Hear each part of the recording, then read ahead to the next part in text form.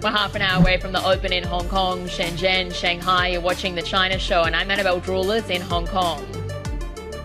And I'm Avril Hong in Singapore. Our top stories. President Trump gets his long-awaited call with China's Xi Jinping. The leaders agreeing to further talks over tariffs and rare earth minerals. But it's a different story with Elon Musk. His feud with the president exploding into a public slanging match, sending Tesla shares tumbling and weighing on the wider market sentiment. Plus, Meituan preparing to expand its drone delivery services in Hong Kong, Dubai, and beyond. We hear from Vice President Yi Miao.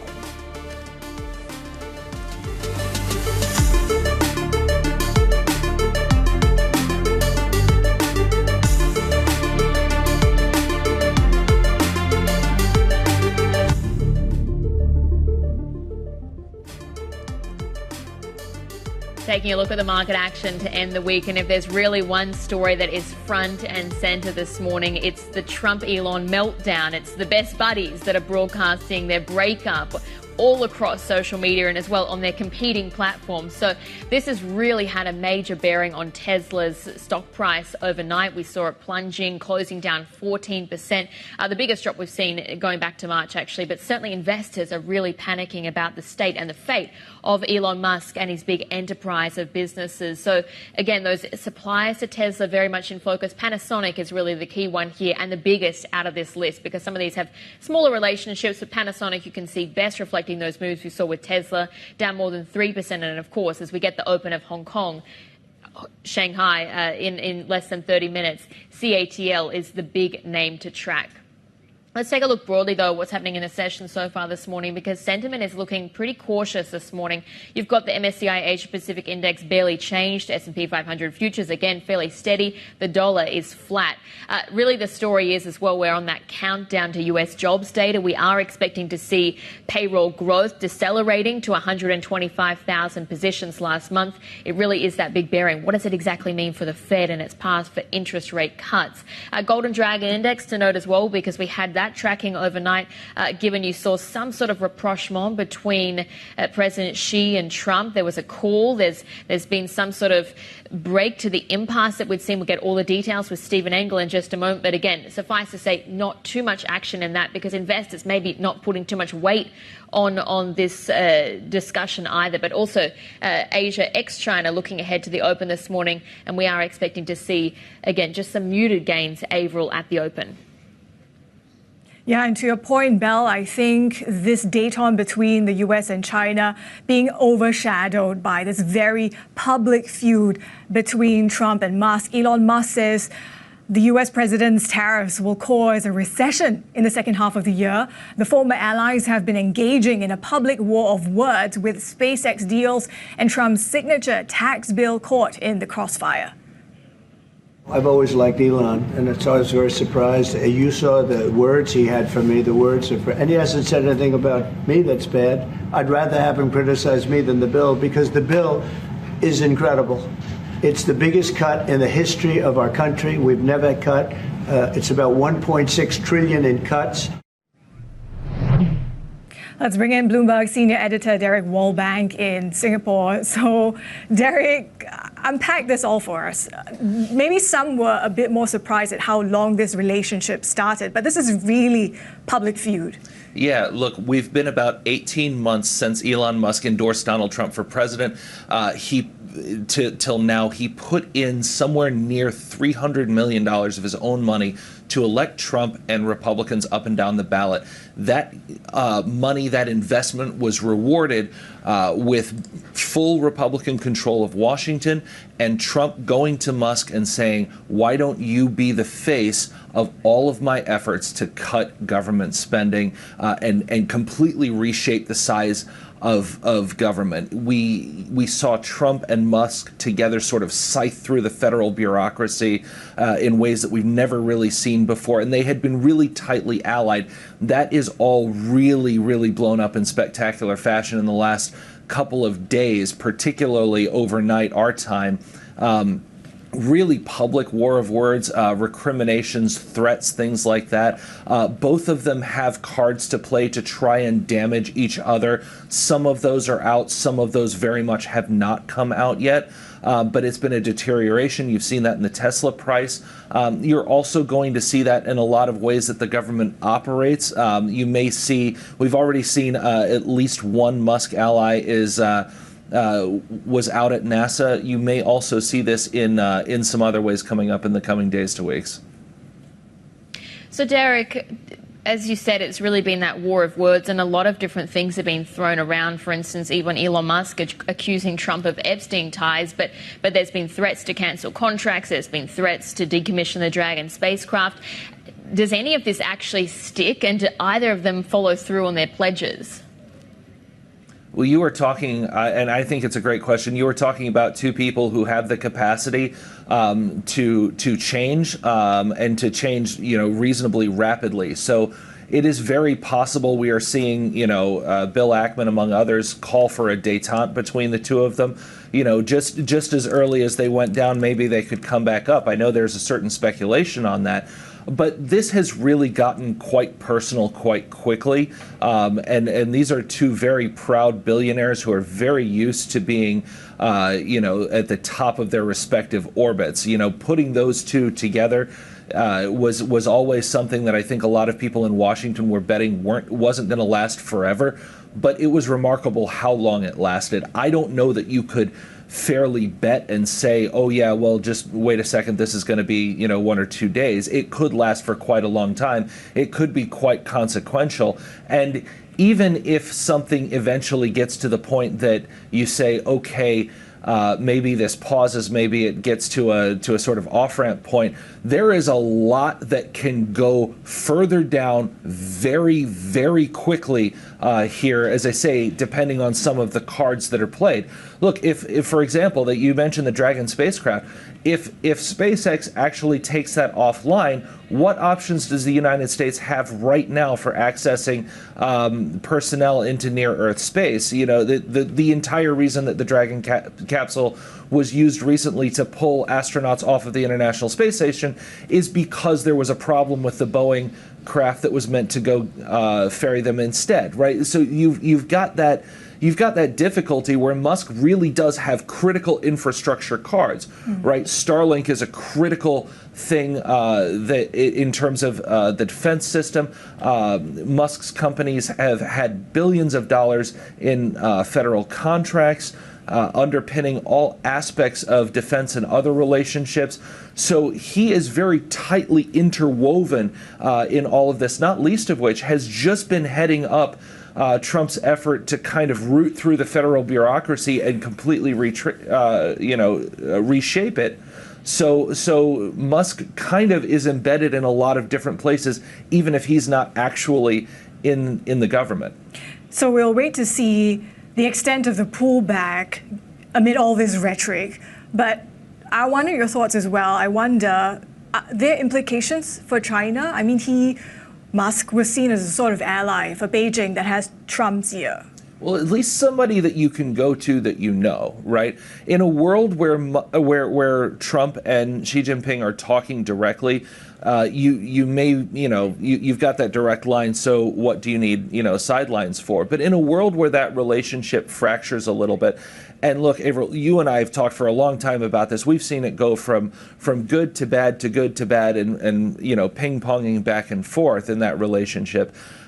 In a world where that has a problem, Elon Musk was certainly somebody that China saw as someone that would at least understand them if they needed somebody in Donald Trump's orbit. Elon Musk, as of right now, we would not say is in Donald Trump's orbit. So to the degree that there was that channel, who knows how much that was ever utilized, but to the degree that that channel was there right now, that's probably not an operable channel. And yet things could quickly change.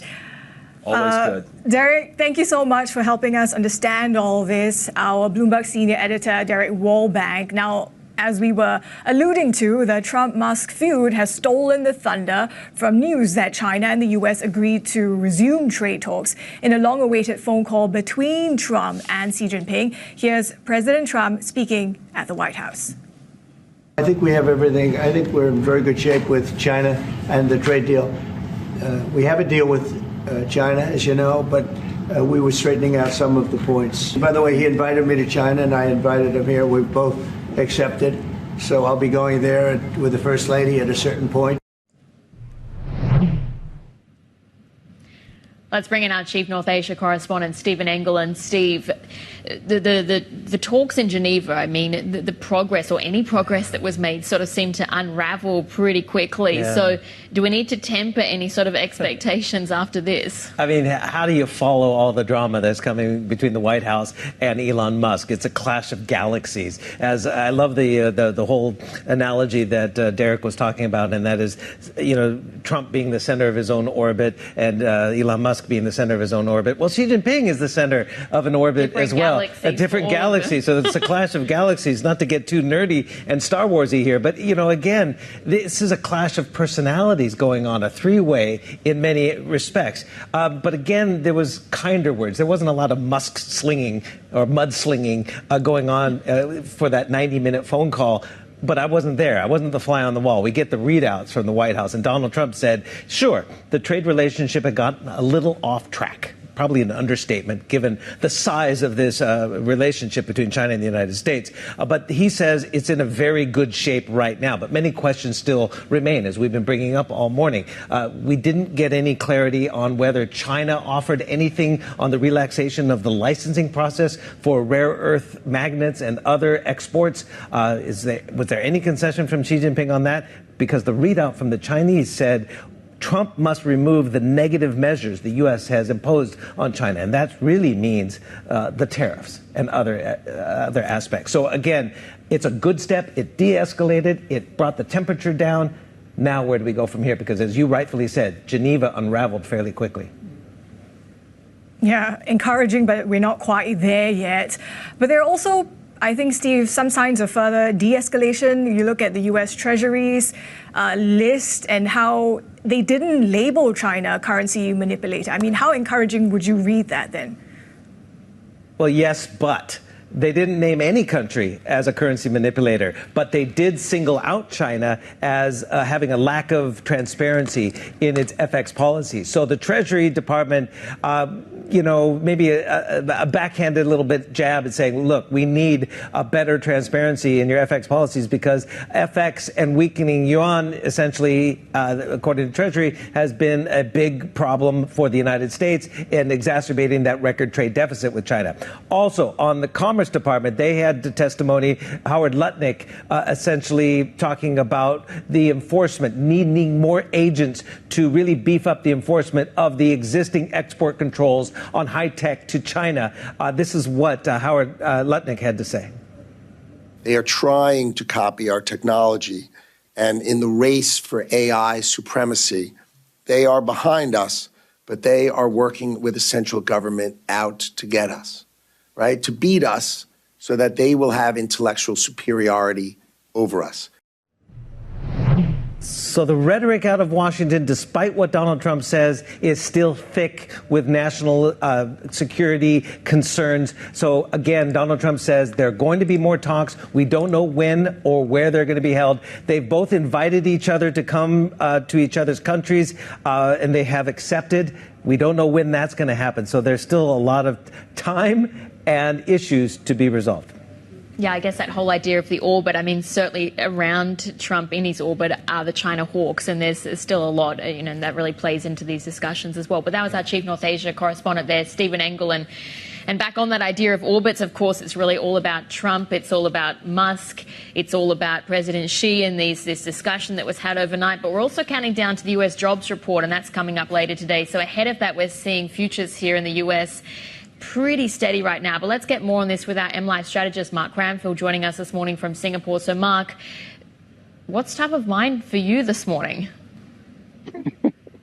Not so much the employment report, more the bond orbit. That's what we're all concerned about now. It's which bonds are in the right orbit or the wrong orbit as we go into the jobs report and then other data for next week as well. So as far as the jobs data goes, it's really all about the employment rate itself, the unemployment rate.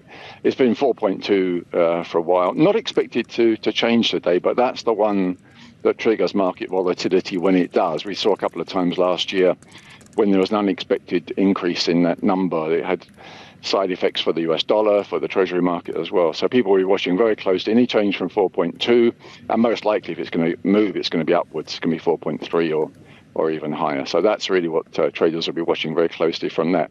But there's about digesting bond auctions as well. And although this week we had two decent-sized auctions from Japan, 10 and 30 years, the metrics on the 30-year were horrible, even though yields came down slightly afterwards. If people are now going to go back and they're going to look at that JGB situation and they're going to say, well, that is not a good indicator of that we feel comfortable holding fixed income assets going into the next Bank of Japan meeting. And if you think of the supply issues in Europe and the United States to come as well, you've got the three key bond markets in the world all looking a bit heavy here, trying to absorb this massive supply that is coming their way. Look at what the European Central Bank did yesterday. Although they lowered rates, their outlook is that they probably won't need to do so for some time again. And that's also negative for the long end of the German bond market as well. So you've got all those factors coming together. It may well be that we get through the employment report today without causing further damage to bond markets. But as collectively, as fixed income investors look at the global situation, the steepening of yield curves is set to continue. And that's going to be a spin-off as well for what happens to the US dollar, what happens to equity markets as well. But certainly bonds remain the key focus for most people who are macro traders at the moment. Mark, as you were speaking, we had these lines hitting the terminal from the White House Press Secretary Leavitt in a Fox News interview talking about how the Trump-Xi chat was good, it was productive, but also talking about Musk having a right to speak for his companies. I mean, how are you reading the Trump-Musk feud? Is this erratic policy making and rhetoric going to further erode the case for U.S. exceptionalism? At this stage, it's more about sentiment, what it does overall to people's view of investing in the United States, whether it's in the currency or in the bonds or the equities. So already we've had this earlier in the year. People were talking about a Sell America theme. There seemed to be at one time uniformity between dollar going down, bonds going down, and equities. Equities seem to have disentangled to some extent from that. But if we get a revival here of people becoming negative, particularly on the tech sector, because of this fight between Musk and Trump, we could come back easily to the situation where foreign investors just look at the United States and say, this situation is far too confusing for us. We don't fully understand the dynamics between these people, how policy is being made. It's best that we move our money somewhere else. The US dollar seems to be impervious anyway to whether yields go up or go down. So that's in a negative that's going to sustain for some time. But certainly, as Derek was saying, probably haven't heard the end of this. And that means that global investors will be watching very closely. And it will be keeping us on our toes. Mark, great to chat. Thanks so much. Bloomberg's MLive strategist, Mark Cranfield, for us there. And we're counting down to the open of trade in Shanghai, Shenzhen, and Hong Kong. This is The China Show.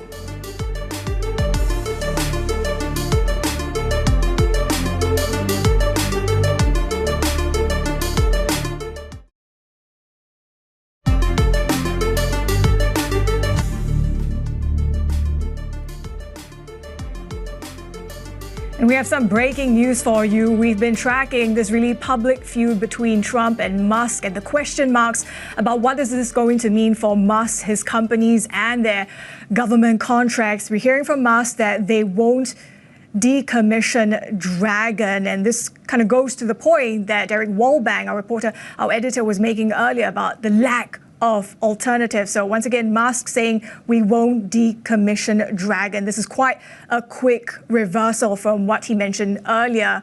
Now, separately, Bloomberg has learned that China is casting a wider net in its global income tax crackdown to go beyond the ultra-rich. And for more, let's bring in executive editor John Liu in Beijing for us.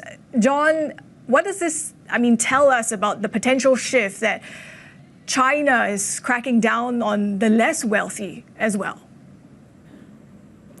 Well, China has for a long time had on its books that Chinese citizens need to pay the government tax on their global income. And so any investment income that they might make from having bought some shares in Tesla many years ago, for example, they need to pay tax on that to the Chinese government. It's something that many governments around the world do. The United States, for example, taxes its citizens and the income that they earn outside the United States.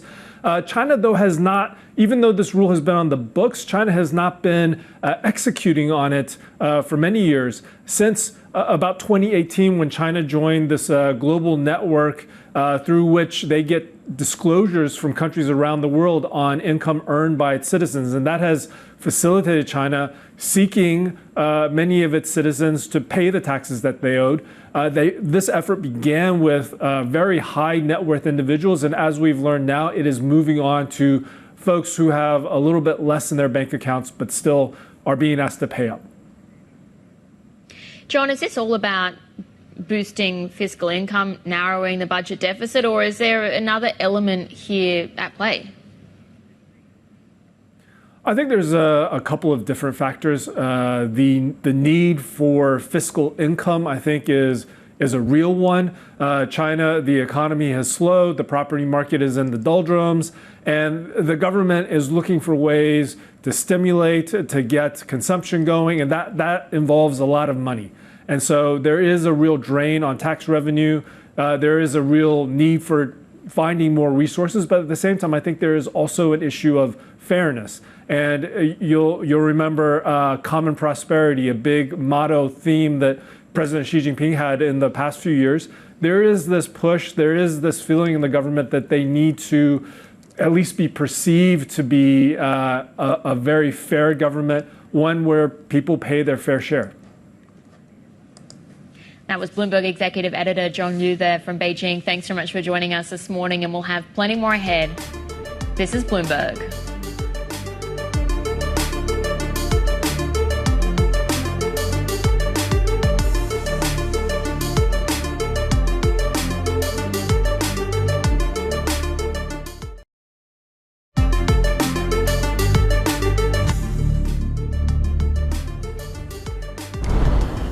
Well, this is certainly the feud that is really nowhere near ending in a conclusion. But we know that Elon Musk or Donald Trump overnight have been absolutely exchanging a war of words over on their respective social media platforms. But Elon Musk has just taken to X in the last couple of moments saying that he's not going to be decommissioning the Dragon spacecraft. Now, this is, of course, the spacecraft that ferries cargo, it ferries people to the International Space Station for the US. It's a critical piece of infrastructure as well, given that the US government is entirely reliant on it for this function. Musk had said that he was looking to decommission the Dragon spacecraft immediately. He's now come back and said he's not going to do that. But again, that tension between Musk and Trump, it's certainly extending. More ahead. This is Bloomberg.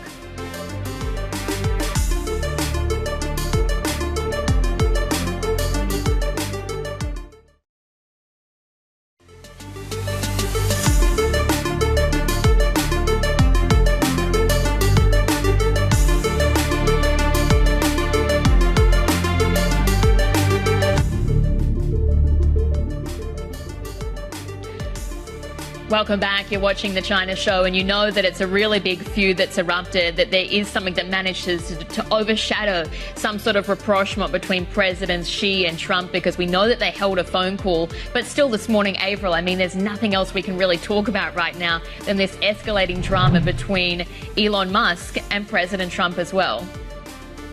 Yeah, Bella is absolutely hogging the headlines. I mean, we've seen how quickly things can change based on what Musk is now talking about, right? How we could see that Dragon spacecraft not being decommissioned not long after saying it would be. So keeping us on our toes, and I guess overshadowing as well this US-China phone call, right? Let's take a look at the market open. We know how Trump and Xi had a call. It's interesting, though, on the Chinese side, their tone towards it seems to be, we only, engaged in this phone call because Trump asked for it. So maybe reflecting a bit of that disconnect as well, and perhaps informing why we're seeing it quite flat on mainland stocks at the moment. Maybe investors want to see more meat on the bones when it comes to the deliverables from any phone call. That said, when you look at Chinese stocks, they're set for weekly gains. And in terms of rare earths, that's been a flashpoint. Maybe you're also seeing some easing off in that regard. Let's flip the board and take a look at the Hang Seng as well. We're seeing it pretty flat, and this is against the backdrop of perhaps it being set for its best week since April. We've been seeing the Hang Seng China on a 3-session winning streak. We'll see if any of that continues into today, though it doesn't look that promising. We're also seeing the Chinese currency, right? It's been steadily climbing given the dollar story. Now flip the board. As you said, Belle, this is really about Trump and Musk. So we've been tracking the Tesla suppliers. Maybe they follow Tesla lower in terms of the stock moves, but also worth kind of raking through in terms of some of these companies, the extent in which their revenues actually depend on Tesla. I think for CATL, it's something of just over a tenth of sales that it gets from the US EV maker. Flip the board again. The whole feud also begs the question, the extent in which Musk being engaged in damage control is going to be beneficial for Chinese EV makers at a time like that. But that being said, we also have their price war sort of catching the attention of regulators. So certainly a lot to unpack here, Belle. Yeah, really that race to the bottom. We see it across a range of different industries in China, but EVs has been one of the absolute standouts. But let's bring in Morgan Stanley's Chief China Equity Strategist, Laura Wang, joining us this morning in studio. And it's sort of difficult to wrap your head around the direction that Chinese equities take from here, because the data's looking a little bit mixed, and the trade talks are certainly inconclusive, and we don't really know how much government support there's going to be. But what stands out to you, and then how are you sort of thinking about where trading activity goes over the next few weeks? I think what we have been seeing is a very much range-bound pattern, particularly in the onshore Asia market, because the Asia market, as you said, they are much more exposed to the macro trends.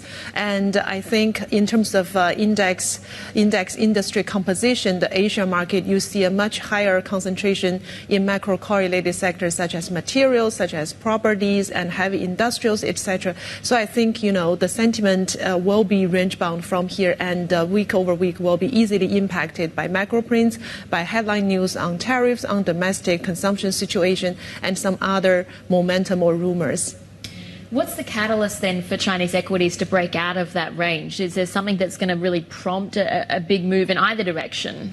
Yes, actually, if you look at how the China equity market has been performing year to date, you see a clear divergence pattern between the onshore Asia market and the offshore Hong Kong market. And we have been much more positive with the offshore space. So I think for the Hong Kong market, we can be slightly more constructive, because you see that we are having all those new generations of Chinese equity champions coming to the stage and winning more conviction from the global investors. And actually, to your earlier point about the dollar story, we're expecting a much weaker US dollar throughout the rest of this year and then next year. So on that front, actually, it's a positive for Chinese equities, particularly in the offshore space. And we are, as a result, revising up our earnings growth outlook for this year for MSCI China by 2 percentage points. So we're seeing high single-digit upside for MSCI China to go from here. Laura, Avril in Singapore here. Just wondering, when it comes to offshore, it's both Hong Kong, it's also ADRs. What do you make then of the delisting risk? Is that going to be a factor? That's a very good question, and we've been asked that question by global investors a lot recently. Frankly speaking, we don't look at that as a near-term, very realistic risk. The reason for that is because it's not a new topic. Between 2020 all the way to late 2022, we have already experienced a major round of ADR delisting dispute, and last time the reason was because of the audit compliance issues. And then I think the two countries actually came together and they got that resolved in in a rather nice way. So this time around, I think audit dispute would not be a main reason to trigger ADR delisting. So we need to understand, and the U.S. regulators will need to come up with very clear definition of what catalysts or situations would potentially trigger a delisting scenario, and what compliance period that they would be giving to the Chinese ADRs to become compliant again. And by the way, last time for the ADR delisting due to audit dispute, the grace period that was given was 3 years. So I think in the near term, we need to wait for more clarification on the regulation, the scenarios that would trigger delisting, and under what time frame that the companies would become compliant themselves. And then, of course, we understand that most of the major ADRs are already dual listed in Hong Kong. So even if in the very extreme case that they get delisted overnight from the U.S. market, the trading in Hong Kong will continue smoothly, and that's not going to trigger a potential removal from the index event for these companies. So to your point, it's not a new issue per se. What about whether everything you're seeing on the surface here is enough to draw more foreign investors into Chinese stocks? I think given everything that's been happening year to date, we are getting incrementally more confident that there will be more inflows into Chinese equities from here in the next 6-12 months time frame. The reason for this is because we talked about the U.S. dollar weakness, and I think there is a declining trend of the U.S. exceptionalism, and particularly when we talk to global investors, the willingness to diversify on a global basis, I think it's getting higher. And from where I stand, actually, I look at China, we see incrementally higher earnings growth potential because of the dollar weakness against RMB, and also because of a more realistic expectation set by investors towards Chinese companies' earnings growth outlook. And then we also are seeing the technology breakthrough led by the Chinese companies, which are potentially pushing up the ROE and the earnings growth for MSCI China for the offshore space. And then I think from valuation perspective, MSCI China now is traded at 11 times forward PE, about 10% discount versus the broad emerging market, and at a much higher discount level versus Europe, Japan, and needless to say, the U.S. market. And also, currently, global investors on average are deeply, deeply underweight on Chinese equities. So everything else together, everything put together, we think that incremental flow into Chinese equities, particularly the offshore space into Hong Kong and ADR space, can be expected.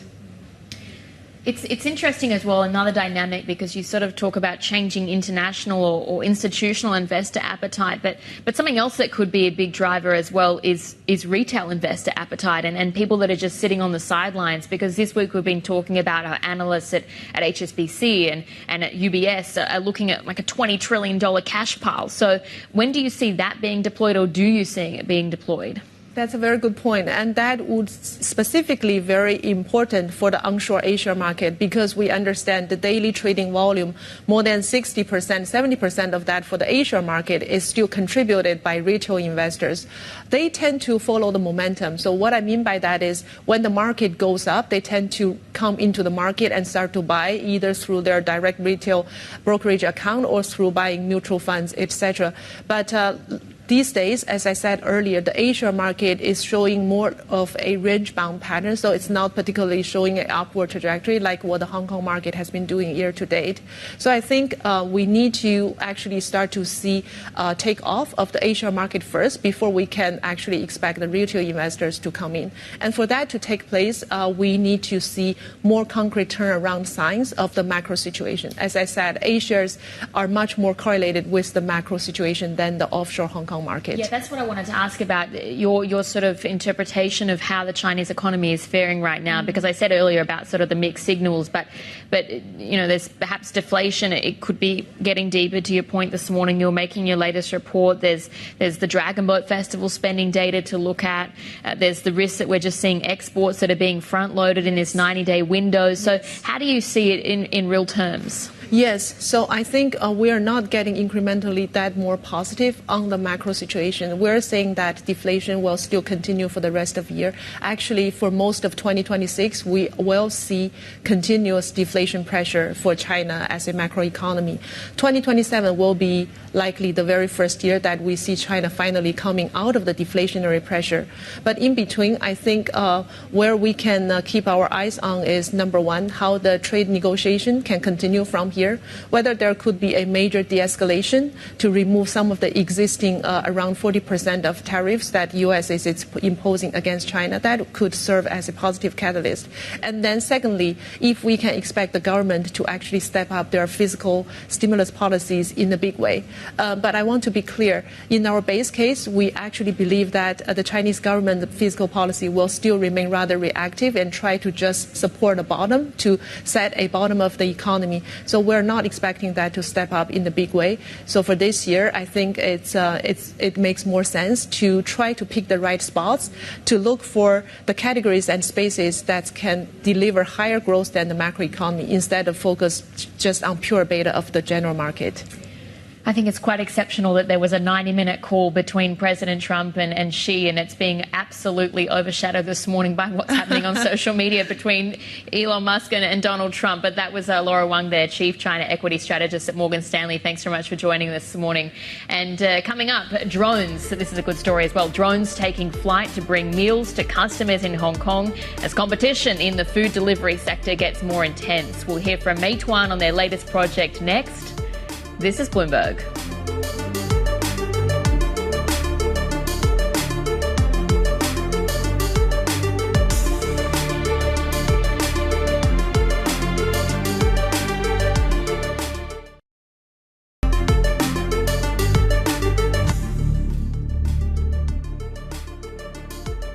You're watching The China Show, and here are some of the big corporate stories we're following. Of course, we've been tracking this streamlining restructuring underway at HSBC since hearing that Group Chairman Mark Tucker is leaving the bank to return to AIA as non-executive chairman. HSBC says Tucker will step down as a board member on September 30th.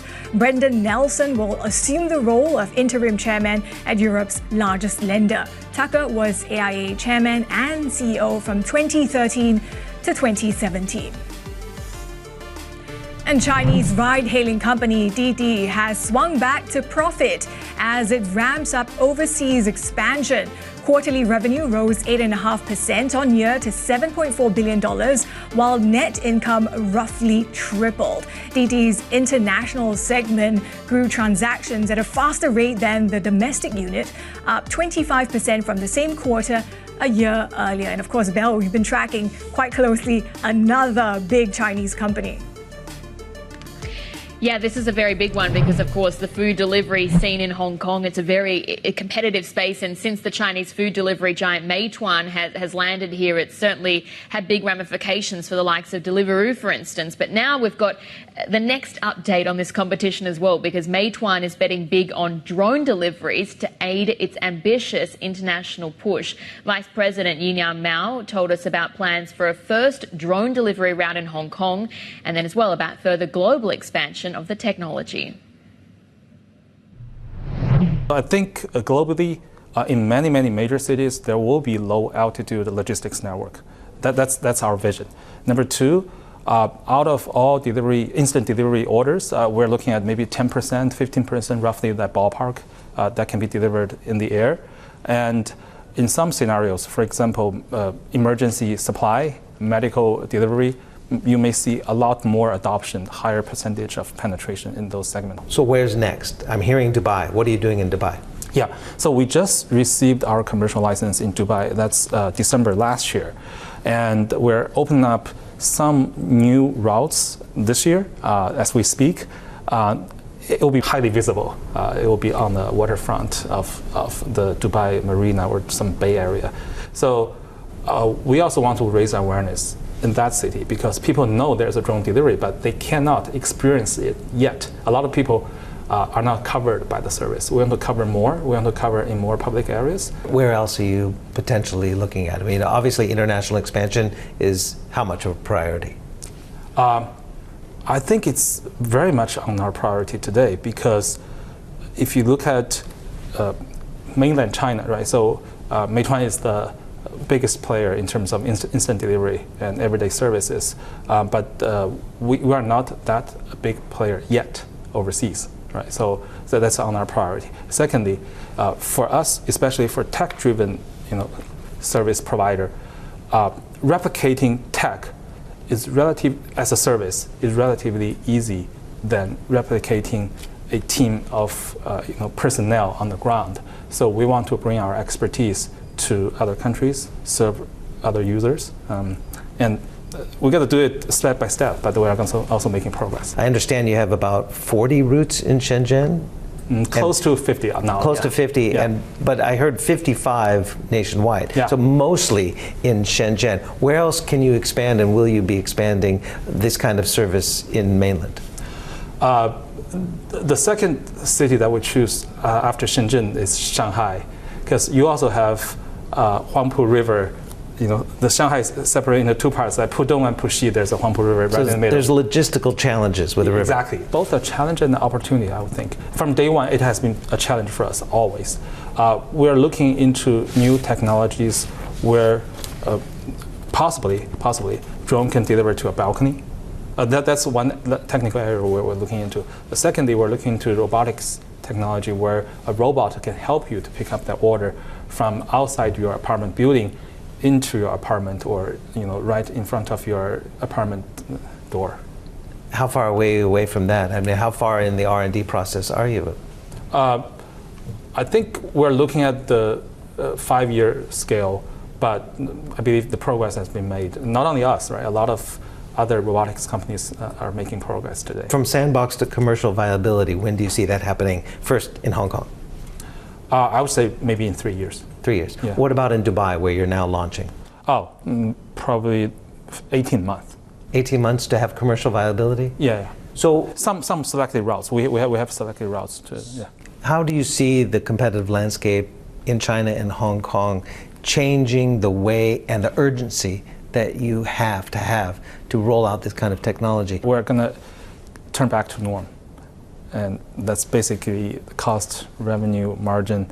And I believe in the long run, tech-driven innovation can drive costs down. That's in the long run, but in the short term, we need more investment.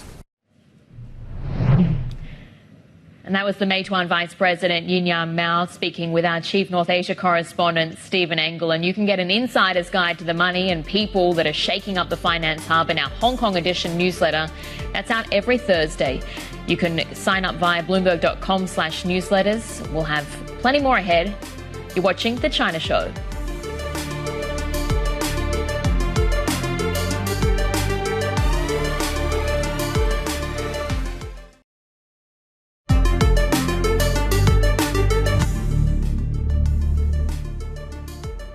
More now on the public war of words between President Trump and Elon Musk. And of course, it's been quite a fall from grace for the US EV maker. And one of Tesla's earliest investors says the feud is a disaster for Musk.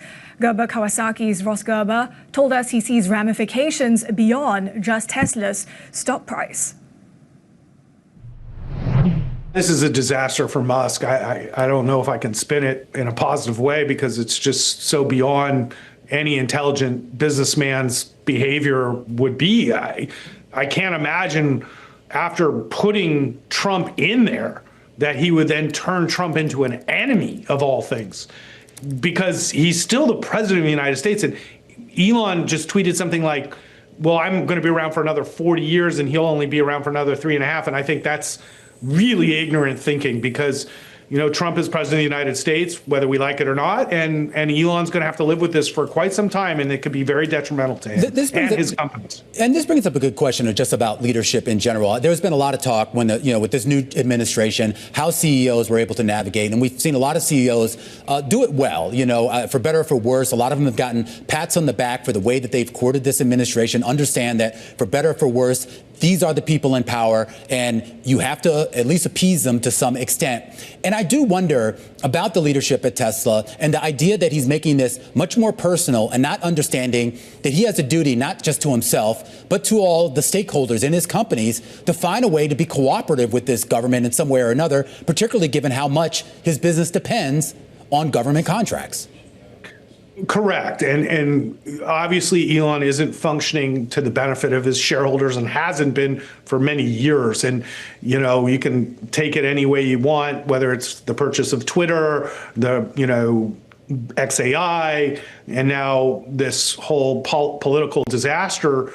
None of this has been good for Tesla shareholders, and I've been saying this now for years. The board of directors is so bad at Tesla, and let me tell you, there was just a letter that's many shareholders from institutions and pension funds had written the board of directors about Elon Musk and reining in this kind of behavior. And I can't assume that this isn't going to lead to massive shareholder lawsuits against the board of directors and Tesla for the loss in value from this behavior, which is clearly detrimental to its shareholders. Why not make the change? Look, I understand that he has kind of a singular identity with this company, but why not just move him to like a chairman role or something and bring in a real operational person? I mean, you think about the success that SpaceX has, and a lot of people talk about that primarily because he's not really in there making the day-to-day decisions. He actually has someone competent running that, and I think that's why a lot of people, quite frankly, are championing at the bit for that company to go public.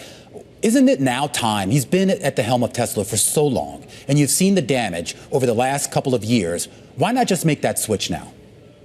Yeah, well, the next is going to be the damage to SpaceX, because SpaceX relies on almost 100% on governments around the world and the U.S. government to fund it. And this is an easy target because we don't need to go to Mars, that's for sure. And so who's going to pay for all this stuff? And, you know, the truth is that SpaceX valuation was probably cut in half today because of this behavior.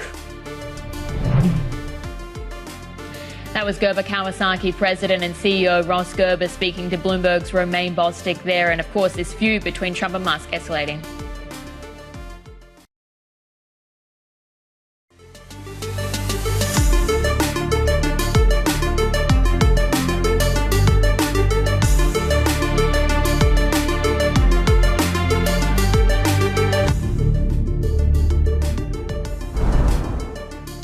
Now, while we were on a break, we've just seen this redhead crossing the terminal.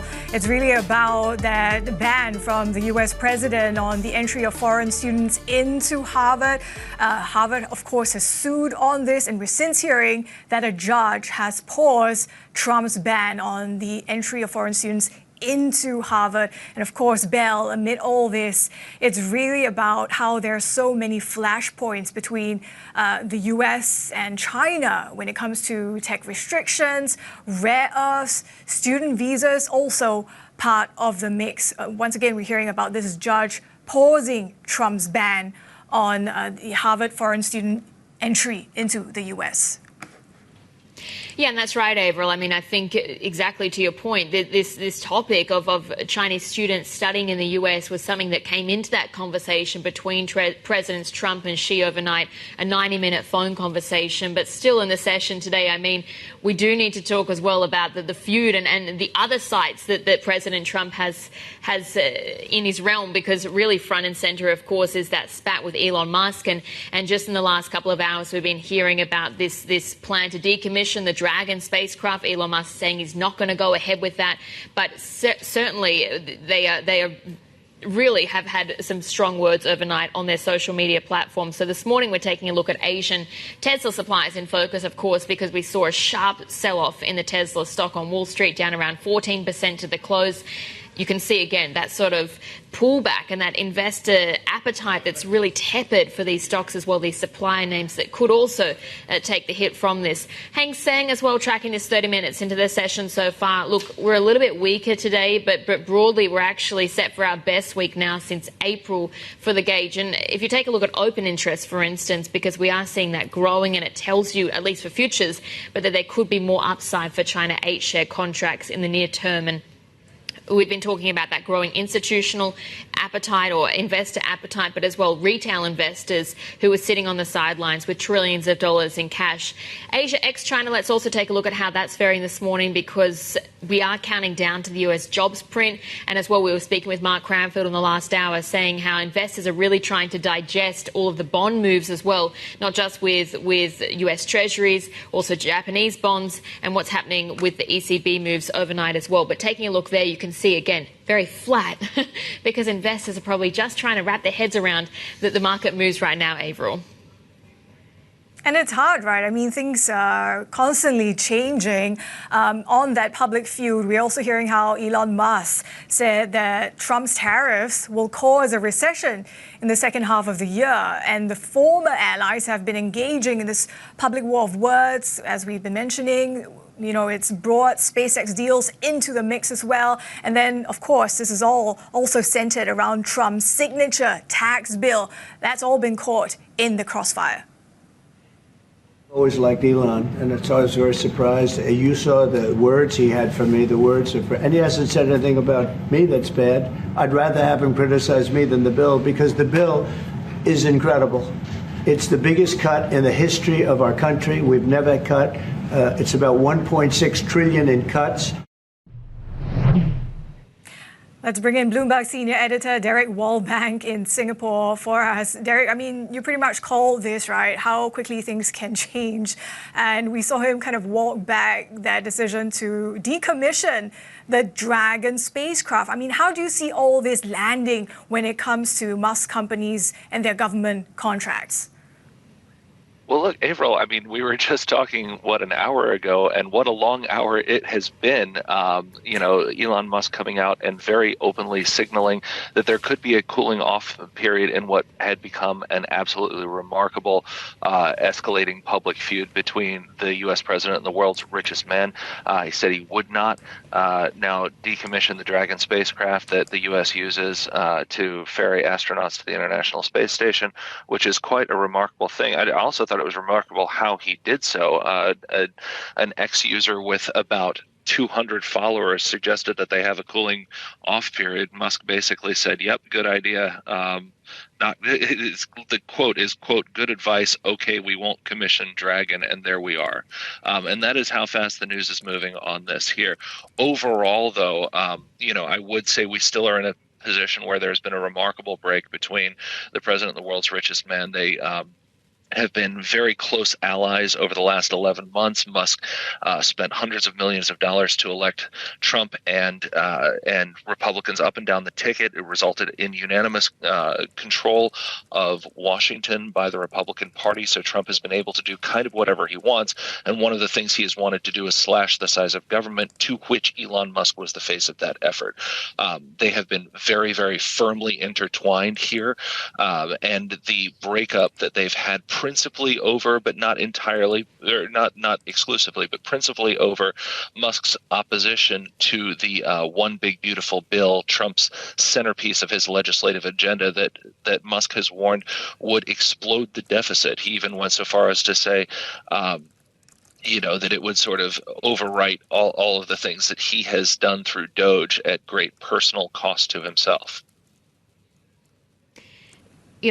Derek, it just makes me think of a sort of a really bad relationship dynamic where each side is trying to place the blame and to figure out who's wrong and who comes out worse off in this. And I'm interested in your views on this and your take, because Elon Musk, not only is he he's not looking great in this, but he's just come off those allegations of extensive or excessive drug use as well, and contraband drugs to that point. Is his reputation now just really going through the mud, and does it come out looking worse on this exchange than what Donald Trump does? Well, Annabelle, what I would say is I thought that it was particularly notable how quickly some people who were allies of both of these guys, Bill Ackman in particular, the billionaire investor, moved to try and find off-ramps for this developing feud. Musk and Trump are both very proud people. They're both billionaires. They're both guys who kind of came up, from not as much, I guess I would say. They both had, wealthier backgrounds, but they made a lot of their own situations, right? And so they're both very used to being the guy, the top dog, the alpha, and however you want to say all of that, right? but they are. They were dealing with this sort of situation in a very kind of public way, as both of them have been known to do, right? Both of them openly communicate on social media, make big announcements and pronouncements there. So these are not people who are also used to kind of doing everything behind the curtain and then coming out and saying what has happened. So it was in some sense kind of this is a natural point in how they communicate, but I thought it was very, very notable that immediately after this started really, really escalating, you started seeing allies in Washington and in the business world saying, let's try and find a way to take the temperature down here. We even saw that from some congressional Republicans, House Speaker Mike Johnson among them, seeking to find a way to lower the temperature. Derek, I think that also speaks to the significance of the Trump-Musk relationship. Derek Wallbank, our Bloomberg senior editor for us, thank you so much. Now, in the immediate aftermath of this feud, Tesla has been the biggest casualty. And Belle, you can really see as the feud kind of exploded on social media, the extent in which that reflected almost minute by minute on the Tesla stock. I mean, we heard how Trump said that he was very disappointed in Elon, calling him by his first name, and then Musk, just weighing in and saying, if not for him, he wouldn't even have won the election. Remember, Musk pumped in hundreds of billions or hundreds of millions of dollars, I should say, into the Trump campaign. And then it kind of descended into name calling, Trump calling him crazy. And, this is where we are at the end of the day. The stock of Tesla really plunging 15+% and affecting as well his wealth, Musk's wealth. Yeah, absolutely. And I think it's going to be so interesting to see how the Tesla stock trades when we open on Friday, because we've had, of course, Elon Musk just coming out in the last hour or so saying that they won't proceed with their plans that he had vowed to do, of course, on X, but to not decommission, rather, the Dragon spacecraft. So it'll be really fascinating to see how it trades. And also, as you say, what it means for his personal wealth, because that's a $34 billion one-day loss in Elon Musk's wealth. And as you said, he's been someone really synonymous with President Trump's MAGA priorities. And as we were hearing from Ross Gerber, for instance, the investor, talking about how this spat could also impact the value of his private businesses like SpaceX, for instance, that valuation could be cut in half. But we know, of course, the Trump-Musk feud, it's really just stolen the thunder from news that China and the US have agreed to resume trade talks. It was a long-awaited phone call between Trump and Xi Jinping. But here's President Trump speaking about this at the White House. I think we have everything. I think we're in very good shape with China and the trade deal. We have a deal with China, as you know, but we were straightening out some of the points. By the way, he invited me to China, and I invited him here. We've both accepted. So I'll be going there with the First Lady at a certain point. Let's bring in our Chief North Asia correspondent, Stephen Engel. And Steve, I mean, this is the China show, and even this is getting a bit overplayed this morning. But this phone call, I mean, we were talking yesterday or early this week that there was this impasse. It does seem to at least have been broken a little bit now. At least it's not necessarily being hashed out in social media like the Elon Musk and Donald Trump fiasco or theatrics is, obviously. It's why I don't do social media. Maybe I'm of a different generation. But, but Trump has used social media to kind of try and manipulate the narrative with Xi Jinping. It was, all caps and at 2 a.m. a couple of days ago where he said Xi Jinping was extremely hard to make a deal with. I thought that pretty much kiboshed some sort of phone call for this week, because it's basically putting a phone call on Trump's terms for Xi to call Donald Trump. Well, anyway, the call did happen, 90 minutes or so, and there's not a lot of details in the readout that we've gotten from both sides. The Chinese side was a little bit more pointed, and Trump was pretty optimistic. He did say that trade negotiations with China had gotten a little off track, and now they are in a very good shape. Of course, a few weeks ago is when we had this Geneva truce, and then it kind of unraveled because there wasn't a lot of dialogue between the two, and there were accusations being flung on both sides of the Pacific about violations of the intent of that truce that was signed or agreed to in Geneva. But things are looking better right now. Additional negotiations are going to be in the works, according to Xi and Trump. We don't know when, and we don't know where those are going to be. You mentioned the Harvard issue earlier today. It's something I haven't talked about because of all the other news. But again, the Chinese side has said that the two gentlemen did agree that Chinese students will still be allowed to come and get visas and come to U.S. universities. Donald Trump, when later told reporters, Chinese students, and I'm quoting him, Chinese students are coming. No problem, no problem. It's our honor to have them. So that was one of the sticking points that the Chinese mentioned as well. They want Trump to remove the quote-unquote negative measures the U.S. imposed on China. That's namely the tariffs. But we have not gotten the details. Did Trump agree to back off on the tariffs? We don't know. So this is going to be an unfolding rapprochement, if you will, if you want to even call it that. It's basically just lowering the temperature. They're talking. We'll see where we go from here. But they've both agreed and accepted invitations to go to each other's countries. We don't know when that's going to happen, though. Yeah, certainly a lot of unknowns there, but that was our Chief North Asia correspondent, Stephen Engel, and just as we've been discussing, actually, we've had a Bloomberg exclusive coming out. A scoop, Indonesia's Danantaras, this is the Indonesian Sovereign Wealth Fund. We understand it's looking at acquiring a minority stake in a combined entity of Grab and GoTo, so that would really give them a slice, of course, of what is an Asian internet powerhouse, but that potential deal could be valued at over $7 billion. So we'll get more on this. It is a deal that's very much in flux. But that is the Bloomberg scoop that we have for you as we go to break this morning, Avril. Yeah, and coming up on the China Show, we're talking fixed income with Maybank Asset Management as the ECB cuts rates and signals a pause and ahead of the RBI decision later today. This is Bloomberg.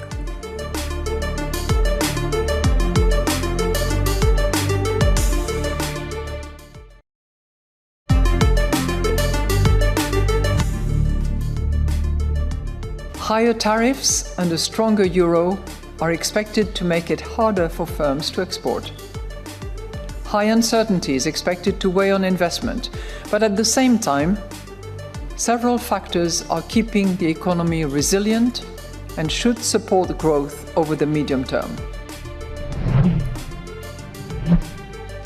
That's the ECB President Christine Lagarde there speaking after the central bank lowered its deposit rate for the 8th time in a year. But let's get more on the bond market moves now and bring in Rachana Mehta. She's co-head of regional fixed income at Maybank Asset Management. And Rachana, I think for most people that are at least macro traders, bonds really are the key focus right now. And it's really this story of these three key bond markets as well in Europe, the US, Japan. They're all looking a little bit heavy. So what's your take on just this massive issuance that investors are working their way through? Yeah, absolutely. I think the entire globe is focusing on bond market across Europe, Japan, and US. Recently, we've seen a lot of volatility. But for me personally, I believe that the bond market stability is very, very important for equity markets to do well, because if bond markets are too volatile, the equity markets may not perform. At the end of the day, if you look at all the three countries, they really want to focus on growth and increase the per capita GDP. So from that perspective, yes, recently we've seen, especially the 30-year part of the bond curve.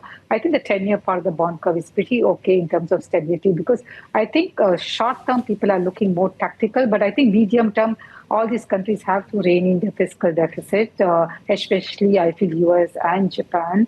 But for this year, we don't see a big issue in terms of the deficit for all these three countries. So I still believe that, for example, for US Treasury 10-year, we believe that 4.3, 4.6 is a good range to be in. Eventually, we definitely think that as the number starts rolling in, whether it's non-farm payroll or inflation, I think that the 10-year treasuries can eventually drop below 4%, but short term, we believe it's a tactical trading opportunity between 4.3 to 4.6 kind of range. So this is what we see in terms of bond market. We don't see big sell-off, at least for the next couple of months, given that we have tariff issues, we have growth slowdown issues. As of now, people are talking about tariff, but it has not been factored into growth. So once people start factoring in, hopefully you'll see the government bond yields coming down, at least for this year. But longer term, yes, the deficit concern will still persist and the term premium will still persist. Yeah, let's just stick on that Treasury story then, because if you're saying, of the longer term, it's that move for the 10-year, it's lower, it means that there's weaker demand for the dollar as well. So what's your expectation then of the currencies in this part of the world that benefit of that shift?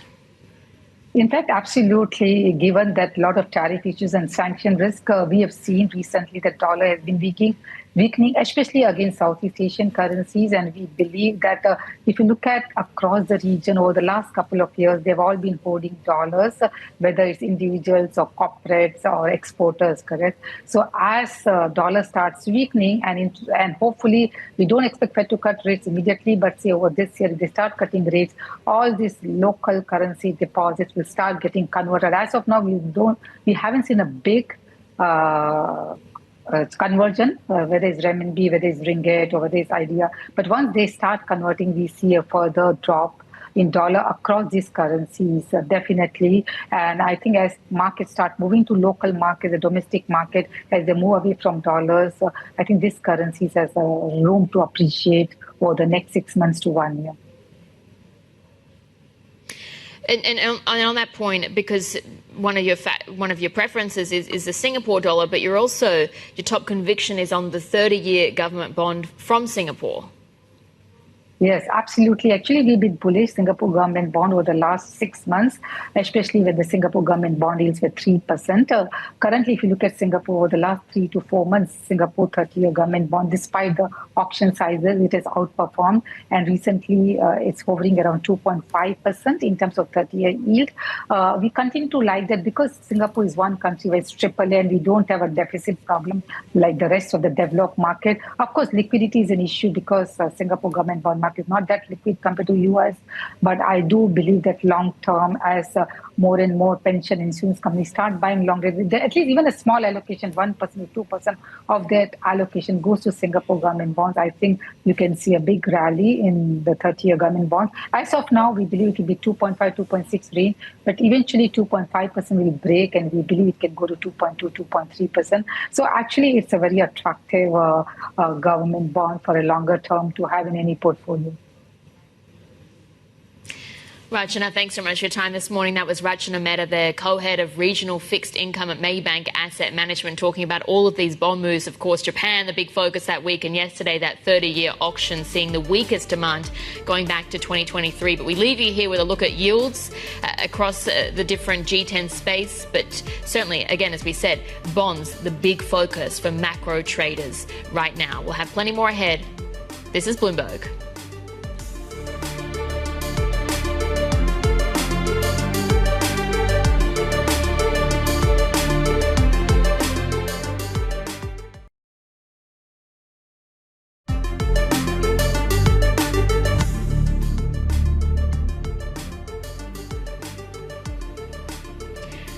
Well, Elon Musk, this is, of course, the big feud that we're tracking this morning between Elon Musk and Donald Trump. But the latest in what's been a series of salvos on social media, respective platforms, of course, Truth Social versus X. But Elon Musk has gone on X and appeared to withdraw his threat to immediately decommission the SpaceX Dragon capsule, which would have jeopardized the ability of the US to access space. Musk issued the warning after President Trump said he would withdraw government funding from Musk's business enterprises. And let's get more on this now. Bloomberg's Paul Allen is joining us. So, Paul, I mean, it's quite exceptional that Elon Musk chose to respond to someone who really just seems to have basically a handful of followers, and certainly all of our attention is focused on this reaction as well. But what's brought about the reversal? It's hard to say exactly what did bring about this reversal, but it was very quick. It was only 5 hours in between Elon Musk issuing that threat and then retracting it again. But it's likely, and we're speculating here, that both sides realise just how much they need each other, really. On the one hand, government revenue brings in a tremendous amount of money for SpaceX. Since 2000, $22 billion worth of unclassified defence contracts, also another $4 billion contract to put NASA back on the moon, nearly $1 billion to help decommission the space station at the end of the decade as well. On the other hand, though, any US agency wishing to get to space really doesn't have a lot of choice other than to use SpaceX. National security, security satellite launches, various critical functions, the Pentagon, the Department of Defense. If they want to get to space, SpaceX pretty much the only realistic option at the moment. So the two sides need each other, and I think maybe that realization dawned on both. Yeah, that's right. Just give more details on that, because, as you said, this is an organisation that absolutely dominates the space industry, which is very much led by the private sector in the US. I mean, who really could be, or which company could be the replacement right now, if any? Yeah, well, none is the short answer. I mean, we did see shares of Rocket Lab popping at the start of this feud, and Rocket Lab does launch satellites into space. It does have US contracts, but it can only get 300 kilograms into low Earth orbit. You compare that with the Falcon 9, it can get more than 22,000 kilograms into low Earth orbit. Rocket Lab is developing a larger rocket, but who knows when that's going to be ready for launch. Then you've got other competitors like Blue Origin, United Launch Alliance. They are daylight behind SpaceX in this field at the moment. And we saw a vivid demonstration of this earlier this year with the Boeing Starliner, or late last year. That was meant to be an alternative to SpaceX's Dragon capsule. It had issues with docking. We ended up with astronauts stranded at the ISS. So that's not quite ready to go at the moment either. One other option is the Russian Soyuz capsule, but that would unbox a whole lot of other interesting optics, wouldn't it? All right, that's Bloomberg's Paul Allen there. Thanks so much for joining us. We'll have plenty more ahead. You're watching The China Show.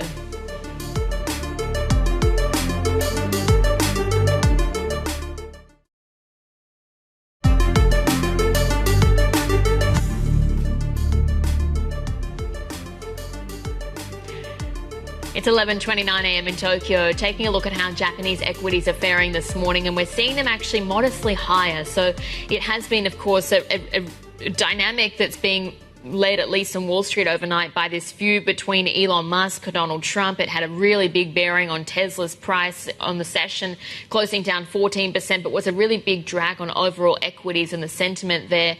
At the same time, we're looking ahead to the US jobs report, of course, and it's going to be another signal that builds into this expectation around Fed easing, what's expected there. And so this is sort of perhaps a bit of caution as well that we see from traders who are sort of just waiting until we get a little bit more clarity.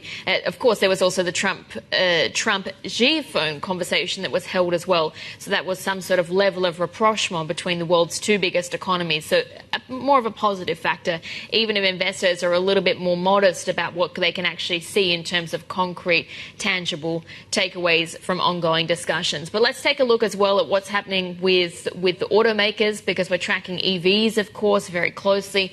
These are pretty much under pressure across the board here today, being led by NIO there, actually, but we've been really tracking BYD over the past 6 sessions as well, because it is facing a backlash over a price war, because the market leader, of course, that is BYD, triggered the latest round of discounts. It slashed prices by last month by as much as 34% on certain models, and of course for some of those limited discounts as well. But in the aftermath of that, there has been a meeting, or yet another meeting, in between Beijing and industry associations that have expressed concerns about vicious competition in the auto sector, warning that it could hurt profit margins and product quality. So let's get more on this now and bring in Yuchan Ding, head of China Autos Research at HSBC Global Research. So Yuchan, thanks very much for joining us this morning. And you were just mentioning there that this isn't really the first time that we've seen conversations between regulators and automakers and concerns maybe over price dynamics as well. But what did you make of this meeting, and exactly where we are in terms of competition in China? Because to your point, consolidation, we still haven't seen the full effects of that just yet. Yeah, that has been, like you said, that has been several rounds of the industry debate about this topic already since last year. So let's unpack here. Let's say we're conscious that we are currently yet to reach the inflection point of the consolidation. So before that, the whole industry profit pool is temporarily under pressure, which makes the pricing pressure part of life for practically all of the OEM. Of course, some of them would want to push for higher sales target or the market share or the volume scale over margin. That's exactly that we're being seeing for some market leaders who are initiating the price action. But I also ought to clarify one thing. The 34% of the price cuts is basically a repackaging of the government subsidy, which benefiting all of the market player and some of the OEM discount plus some of the channel discount. The actual addition, when they launched it 2 weeks ago, the actual addition is not that much. So it's a form of marketing. There's a larger form of marketing campaign into that.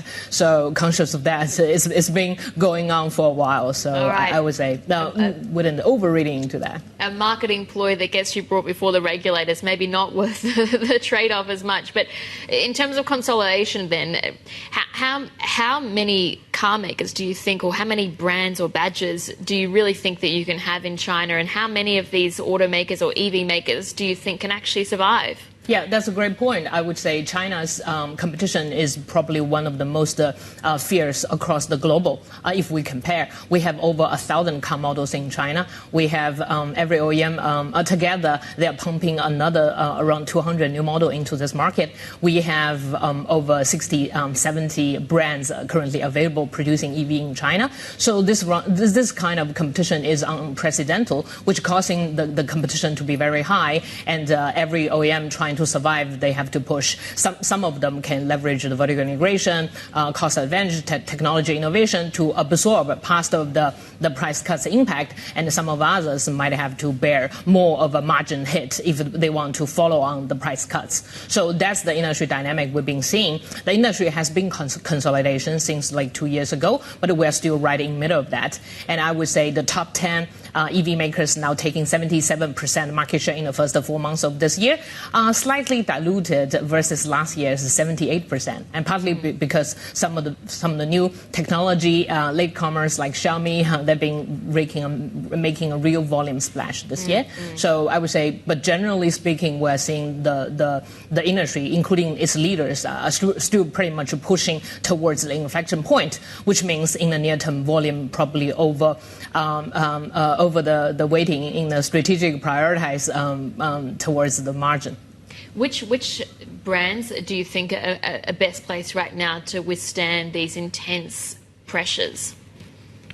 So again, like I just introduced before, there are several means to counter the buffer, to counter the impact of the direct price cut. If you have technology innovation, if you can do vertical integration, if you have a larger volume scale, which means the market leaders such as BYD are at a better position to absorb the potential price impact.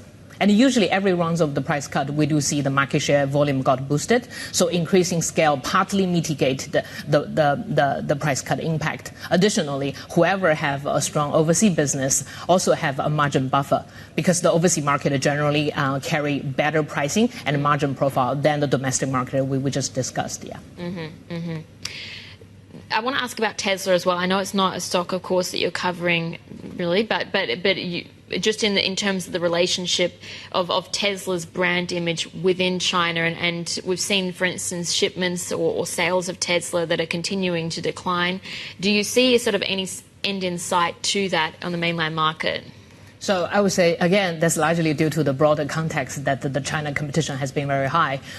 In general, I think China refreshment cycle or new product cycle has been shortened 2 to 3 years. So the competition is there. The competition bar is you got to have a new product, or you're going to refresh your product real fast. If you don't do that, and for even for like globally well-known brand in China, they might have to suffer the market share volatility, the volume volatility in China, simply because the competition factors is still playing so strong in China, and we've got all these local competitions keeps coming and refreshing itself. So obviously the China competition looks quite challenging. And on the other hand, we do see autonomous driving in terms of the commercial deployment. China is leading, sort of one of the leading country across the globe. And we do notice Tesla has been ramping up its capability, although it's not like as complete as what we've seen in U.S. But there's some factors on the ground that also is getting a little bit more traction. And since we talked about autonomous driving being one of the consumers' key preference, so if you get to ramp it up, and let's see, that could have a positive impact. And what's your view on how autonomous driving develops and those capabilities? Because there's a number of companies, to your point, in China that are also pushing to go global, like WeRide or Momenta or Pony AI. But then there's other companies as well that have their own, already established car makers that are building their own autonomous driving software. So which way does it go? Do you see partnerships or further partnerships between sort of the more of the software plays, or do you see car makers that build their own technology? Yeah, that's a billion-dollar question. Right on to the industry debate. We have vertical integration. The ambitious OEM tend to do write their own software, design their own chips. We've seen XPeng, Li Auto doing that, and BYD committed in doing so. We're also, on the other hand, having a bunch of suppliers like Horizon Robotics on chips and Momenta on software, and a couple of other names you talked about. Yes, we do have a third-party supplier choice to help the OEMs who can't do to keep up with the race. So far, the industry, we don't have a clear answer on that. The ambitious supplier and ambitious OEM are basically ramping up towards that. I would say it's largely a technology cycle. It's largely a consumer feedback. So the market, basically, the consumer requires the top-notch experience. So it's OEM's balance to use in-source or outsource, depending on the quality of that. So it's a technology race, and we haven't seen the clear sign both sides are going to back off. So that will be the key assumption for these two sides of the companies in the future. And we don't have the answer yet, but it keeps ramping up. But one thing we've noticed this year is if OEM is trying to compete in the price competition, in the fierce model competition in China, sometimes the supplier would help them to do that cheaper and faster. That's also one of the key factors. If you are not a leader and you are trying to play catching up, maybe using supplier is a good option. That's some phenomena we've been noticing because these suppliers are printing strong order book momentum recently. Well, certainly it's a very competitive space, to your point, and not one that we've actually finished seeing the consolidation either. But that was Yu Changding there, head of China Auto Research at HSBC Global Research. And just as we've been speaking as well, the Hang Seng Tech Index falling more than 1% right now. And we are as well seeing automakers and EV makers that are really some of the biggest laggards. So names like XPeng, for instance, NIO are standing out to the red, or in the red rather, this morning. But we'll have plenty more ahead. This is Bloomberg.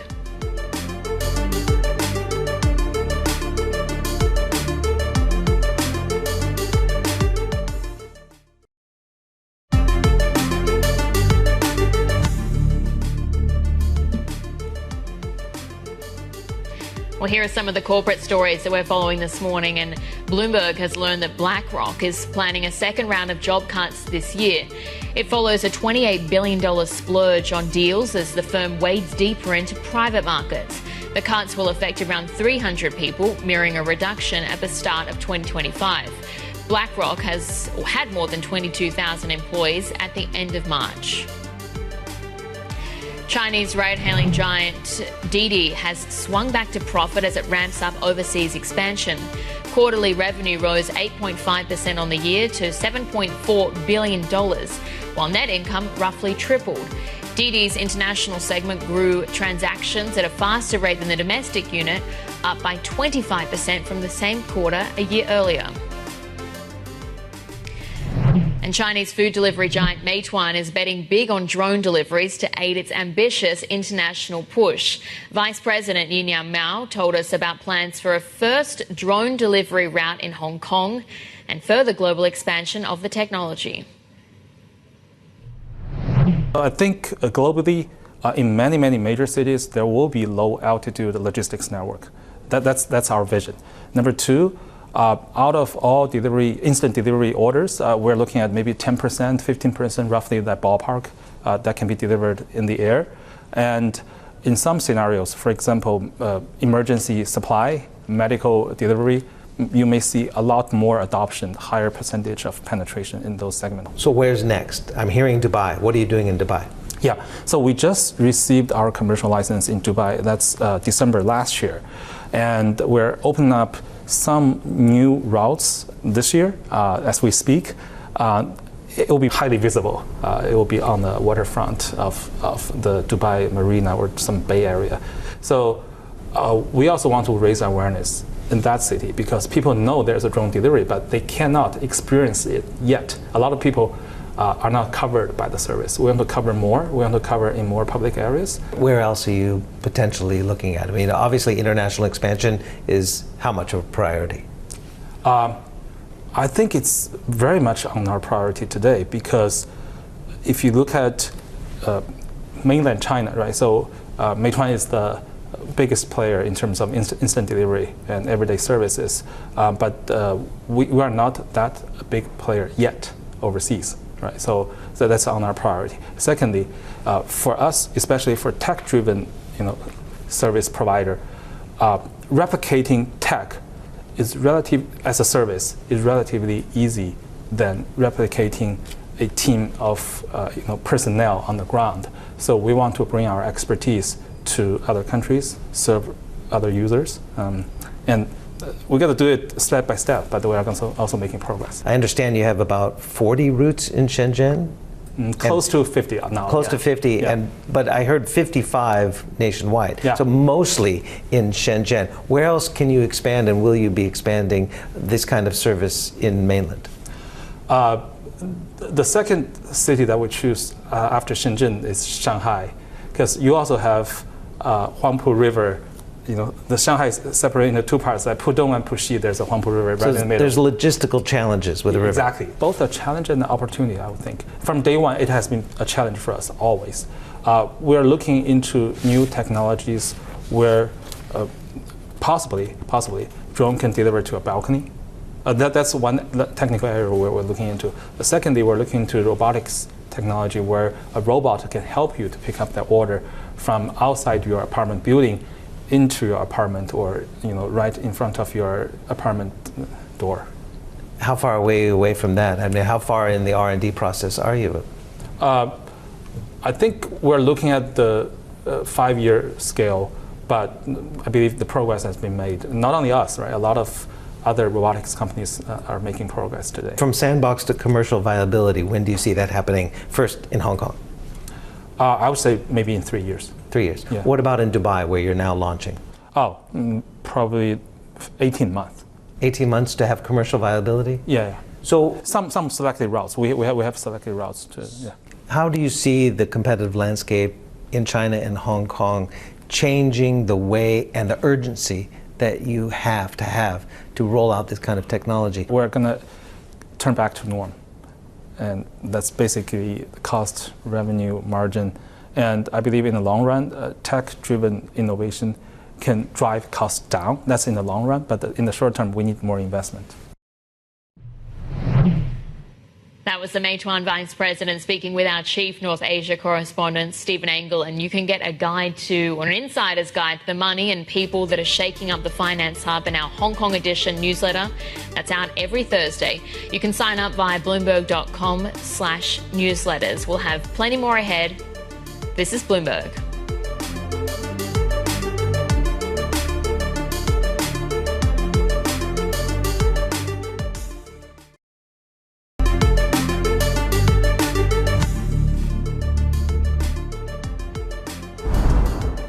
We've got some breaking news this morning. We have just got a statement from Canada saying that there has been a discussion there's this discussion between the Prime Minister, Mark Carney, with the Premier of China, Li Qiang, and we're getting the readout from that. Again, this is from Canada, who has just put out a statement on this, but saying that the two leaders exchanged views on bilateral relations, including the importance of engagement, and as well that they've agreed to regularize channels of communication between Canada and China. Also, again, going back to this, it's been a discussion between the Canadian Prime Minister, Mark Carney, speaking with the Premier of China, Li Qiang, saying as well that the leaders discussed trade between the two countries. They welcomed their trade ministers meeting that happened this week, and that was a point when Canada and China agreed to convene the Joint Economic and Trade Commission at an early date to address outstanding trade issues. Also, what came into this discussion was the recent bilateral engagement on fentanyl and other opioids, but the companies, or governments rather, are saying that they're working together to address the fentanyl crisis. So just to recap there, we have just got a statement from Canada talking about a discussion that's taken place between Prime Minister Mark Carney, also with the Premier of China, Li Qiang. So we'll leave that there, but certainly we have seen China engaging with if not the US, there was that call between President Trump, but certainly this outreach that we see to places like Canada, but also Europe as well. So we'll leave that there, but let's also shift to another story that's managing to make headlines this morning, and that's HSBC, because the chairman, Mark Tucker, is leaving the bank to become non-executive chairman at AIA, marking his return to the Hong Kong-based insurer. Let's bring in our Bloomberg Intelligence senior analyst, Matt Ingram, joining us from Sydney. And Matt, what's the catalyst exactly for this move from Tucker to AIA? Yeah, g'day, Annabelle. Look, it's a no-brainer for Tucker and for AIA. He was the previous CEO at AIA. The chair has stood down at AIA to retire. Mark Tucker's got 30 years of experience in Asian insurance, and so it's really, I think, him returning home. It's a perfect fit for AIA and for Tucker. How does this impact HSBC, of course, because it's been this many months long restructuring now, the business, and lots of personnel changes, team changes. Does this have any sort of bearing, do you think, on those efforts? Yeah, it's an interesting time from HSBC's perspective, but they've got a very deep reserve bank. Brendan Nelson, the acting chair, has a long experience of banking in London, and he's surrounded by a very experienced team. They've also got a CEO who knows what he's doing, obviously, so it's disruptive, but Tucker was a non-executive chairman, and I think the team around Brendan Nelson will make sure that the new CEO has the support that he needs. So as Mark Tucker leaves the bank, and as we said, going to AIA, who steps in and replaces him right now?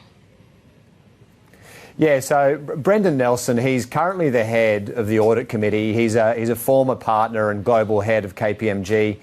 He knows what he's doing. He knows the corporate governance requirements. He knows the balance sheet management. He knows the risk. So he's in a great position to handle this transition. And as I said, I think the team around Brendan Nelson are going to leave the CEO well supported from a board point of view. That was our Bloomberg Intelligence senior analyst there, Matt Ingram, and I think it's pretty exceptional that this is actually one of the most read stories over the past couple of hours this morning, even on a day when you've got, of course, Elon Musk and Donald Trump very much in the spotlight. But we can take a look as well at US futures and the trading dynamics, because we've seen overnight on Wall Street it was sort of a downbeat sentiment, and that was also partly down to the big losses that we saw for the Tesla stock, and we can get into the supplies in a moment. But futures here today, because the other big focus for investors or traders is what we get with the jobs print that's coming up later on Friday. So the expectation around that we could see some further impetus really for the Fed to start cutting perhaps sooner rather than later this year. So that's it there for futures. But let's also as well take a look at what's happening with Tesla suppliers in the session this morning, because again, as we said, we had that really big slump in the Tesla stock, closing down 14%. And today you're again seeing that reflected in what's happening with some of the bigger suppliers in Asia. To note as well, Korea is on a market holiday, and we do have some big names there. We'll get the reaction to that. Will be interesting to see as well what happens with Tesla at the open, given that this morning one of the big stories has been Musk signalling that he's open to cooling off or a cooling off period in the feud with President Trump, and as well walking back on plans to cancel the Dragon Gate project as well. So that's it there for the Tesla suppliers. But let's also take a look at what's happening with Hong Kong in the session this morning, because we are seeing the Hang Seng sort of drifting pretty much sideways. And when we were speaking earlier with guests about how we've really seen Chinese equities being a little bit range-bound of late, even though you do see perhaps a bit of changing perception from international investors. And one of the big stories this week as well has been how retail investors are sitting on around $20 trillion in cash, and that could be another leg higher for at least the southbound rally, if not the onshore market. Nifty futures as well, because we're taking a look at these. Again, fairly steady this morning, but we do have the RBI decision to look ahead to today, and the expectation as well that they could deliver, I think, a third straight rate cut, but the aim there really to lift growth in the economy. So that is it for the China Show. Happy Friday to everyone. And of course, Elon Musk, Donald Trump, we're watching both of their social media channels and their accounts very closely to catch you up on Monday morning as well. This is the China Show.